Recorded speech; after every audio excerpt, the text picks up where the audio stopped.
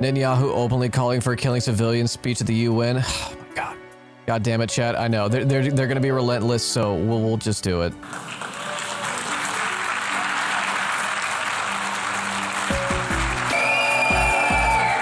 Please order in the hall.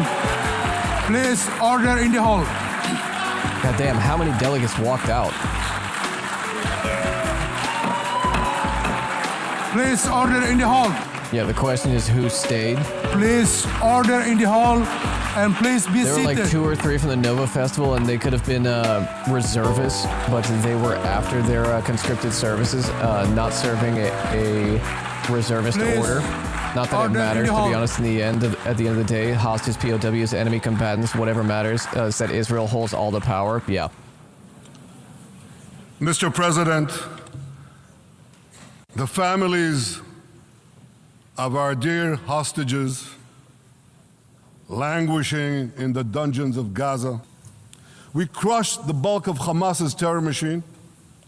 We crippled Hezbollah, taking out most of its leaders. But we are still small bean and constantly under threat. We are crushing enemies, but also we are little small bean. And thousands of terrorists.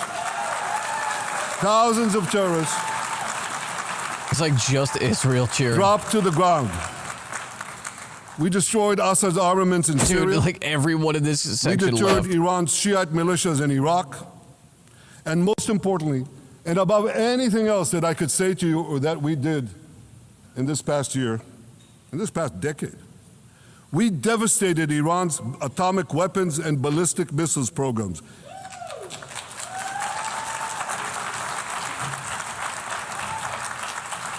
Zero evidence of which. Israel's Is that a 12-day threat? war. No, it's just he's running the highlight reel of all the war crimes they've done internationally over the last 2 years. President Trump and I promised to prevent Iran from developing nuclear weapons. These are the children that were killed in the bombings that Israel and America did. This is just a picture of the children that they killed. Israel rebounded from its darkest day. Why isn't this dude arrested at the UN? Because America is not a signatory to the International Criminal Court.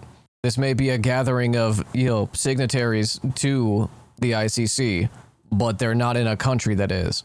And to the jailers of our hostages, I now say, lay down your arms. Let my people go. Free the hostages. All of them. The whole 48. Free the hostages now. I'm like Moses. Yeah, you're killing negotiators. You've been killing negotiators in the Politburo. There ain't no surrendering and they'll live, as far as Netanyahu is concerned. Literally every attack on America has been a consequence of blowback for our involvement overseas. You can't blame another country for your own terror. It's the same with October 7th. October 7th is another instance of blowback. Giving the Palestinians a state 1 mile from Jerusalem after October 7th is like giving Al-Qaeda a state 1 mile from New York City after September 11th. Oh my God. This is sheer madness. It's insane, and we won't do it. Fuck you. When I was in Okinawa in 68 to 71, I was 9 years old. That was 20 years after World War II, and the indigenous Okinawans accepted us American children. They had no animosity towards us. 58 years later, you don't know how it breaks my heart that they showed us such love and compassion. Yeah, man, because they recognized it wasn't like children that were responsible. Like, children didn't do that. Netanyahu and the Israeli government see all Palestinians, all Arabs, all Muslims, anyone who does not support their theocratic fascist ethno-state as an enemy. He wants to annex South Lebanon. He wants to annex all of Lebanon. Thank God it's fucking over. Listen, that was horrific. I hate that y'all made me fucking listen to that instead of just looking for the clips afterwards. But take solace in recognizing that that was not speaking from a position of strength. That was panic. That was full-blown, wide-eyed panic. They're feeling the pressure. Economic pressure is like 1 to 2% inflation every month on average. Increasing inflation in Israel right now. Their economy is in the shitter. They are losing allies. Israel is done as far as like perceptions the world over. even if they tried to go back to business as usual, stopped the accelerated genocide, and went back to business as usual, it's over.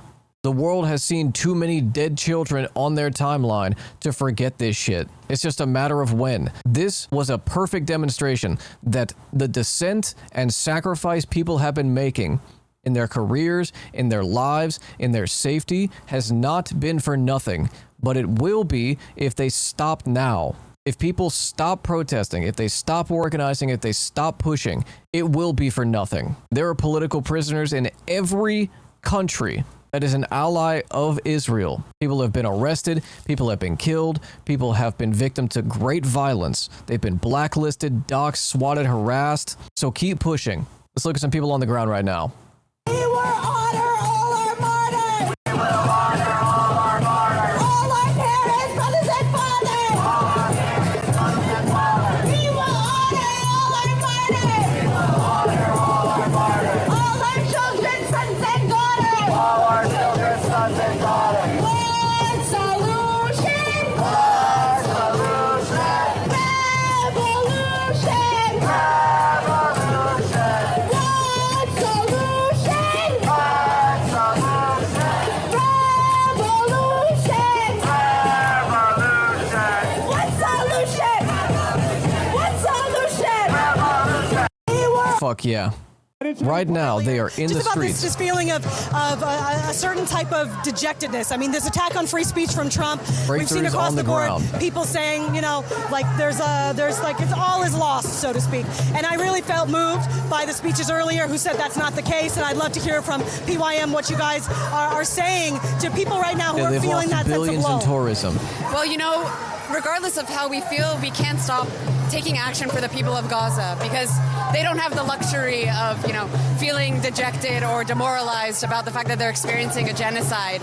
And, when I feel demoralized and I struggle with the fact that it's been 2 years of this and the genocide still hasn't stopped, I look, to what's been happening just in the past couple weeks in Italy, with the massive general strike across the country and ports, highways, railways, to look at, Spain and the member nations of the Hague Group taking concrete action against Israel in the form of, a real arms embargo by blocking the use of their ports for military cargo shipments.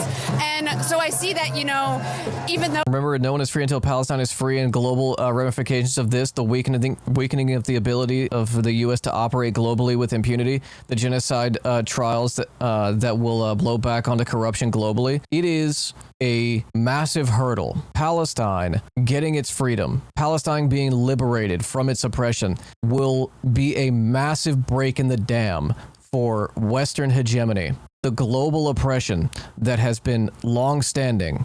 Congo, Sudan, Cuba, Elam, Philippines, DPRK.